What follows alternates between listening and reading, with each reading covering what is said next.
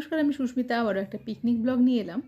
একটা পিকনিকে এসেছি, আগের বছরও এই সময় এই জায়গাতেই এসেছিলাম। তো সেই ভিডিওটাও আছে বোধহয় আমার চ্যানেলে। তো খুব সুন্দর একটা ছোট্ট পার্ক, শীতের একটা সুন্দর সকাল, ফুরফুরে হাওয়া দিচ্ছে, তার সঙ্গে রোদের বেশ উত্তাপটাও রয়েছে। তো টিফিনে ছিল কচুরি, আলুর তরকারি আর মোয়া, তার সঙ্গে ছিল বাচ্চাদের প্রচুর খেলাধুলার ব্যবস্থা, ফুচকা ছিল। আমরা তো সারাদিন ধরে ভীষণই আনন্দ করেছি। দুপুরের লাঞ্চটা দেখালাম না। চিলি ফিশ ছিল, ফ্রাইড রাইস ছিল, আর ছিল চিকেন। তার সঙ্গে নানা রকমের মিষ্টি, কোল্ড ড্রিঙ্কস, চাটনি, পাঁপড় এসব তো ছিলই। বাচ্চাদের জন্য নানা রকম এন্টারটেনমেন্টের ব্যবস্থা ছিল।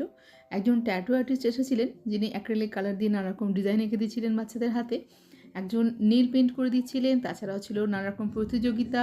ম্যাজিশিয়ান এসেছিলেন। সারাদিন হইচই গল্পের মধ্যে দিয়ে সকাল থেকে বিকেল অবধি কেটে গেল। সারাদিন সংসারে কাজকর্ম আর সংসারে দায় দায়িত্বের বাইরে একটা দিন বেশ ভালোই কাটলো। আনন্দের সাথে উপরি পাওনা ছিল এই যে একটা রসগোল্লা।